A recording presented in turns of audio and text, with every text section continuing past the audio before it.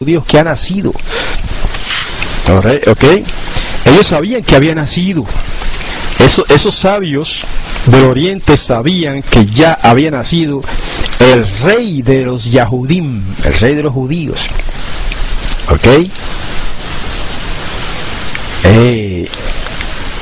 ¿Cómo sabían eso? Bueno, por el estudio de las profecías. Eso indica que eran judíos, esos sabios. Y también por el estudio de la astrología en términos de la señal del astro y demás, ¿verdad?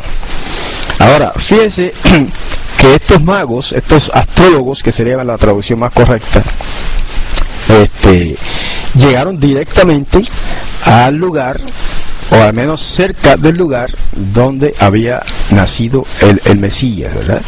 Así que ellos sabían más que los demás sabios de Israel. Los demás sabios de Israel que vivían en ese tiempo ahí en Jerusalén no se dieron cuenta que había nacido el Mesías. No supieron que había nacido el Mesías en esa época, en ese tiempo, ¿verdad?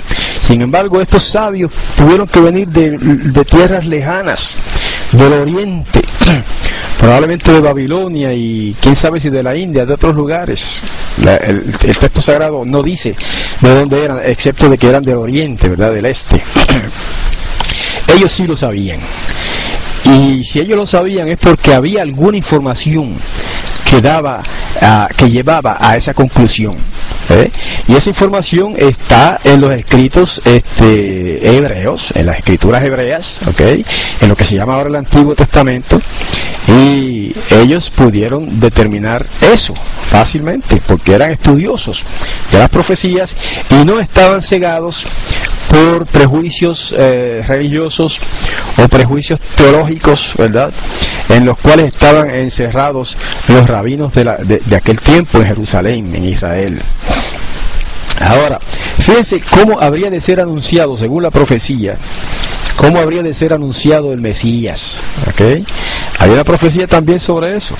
En Isaías 40, verso 3, dice: voz que clama en el desierto, barred camino a Yahweh y enderezad calzada en la soledad a nuestro poderoso.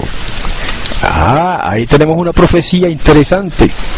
Los rabinos también, según el Targum, los rabinos de la antigüedad, no los de ahora. Los rabinos de ahora tratan de negar estas cosas, pero los rabinos de la antigüedad que escribieron los Targumim, que eran traducciones parafrásticas del hebreo al arameo, esos aplicaron estas profecías al Mesías. Incluso ellos aplicaron esta profecía de la voz del que clama en el desierto, preparad el camino a Yahweh. Ellos la aplicaron también a un anuncio profético del Mesías. Y ese anuncio profético del Mesías, registrado en Isaías 43, se cumplió literalmente en el personaje que ahora la gente conoce como Juan el Bautista, ¿verdad? Juan el Inmersor sería una traducción más correcta. Dice así. Vamos a leer del Evangelio de Juan, capítulo 1, y versos 19 y 23. Dice así: y este es el testimonio de Juan, cuando los judíos enviaron de Jerusalén sacerdotes y levitas que le preguntasen: ¿tú quién eres? Él dijo: yo soy la voz del que clama en el desierto, enderezad el camino de Yahweh, como dijo Isaías el profeta. Aquí está. Yohanan o Juan aplicó, o más bien no Yohanan exactamente, pero Juan el otro, el evangelista, no Juan el inversor, sino Juan el evangelista, que es el que está escribiendo esto, el que escribe ese relato, aplicó esa profecía de Isaías a la predicación de Juan el inversor o el bautista.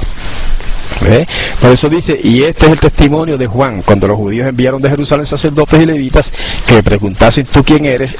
Él dijo: yo soy la voz del que clama en el desierto, enderezad el camino de Yahweh, como dijo Isaías el profeta.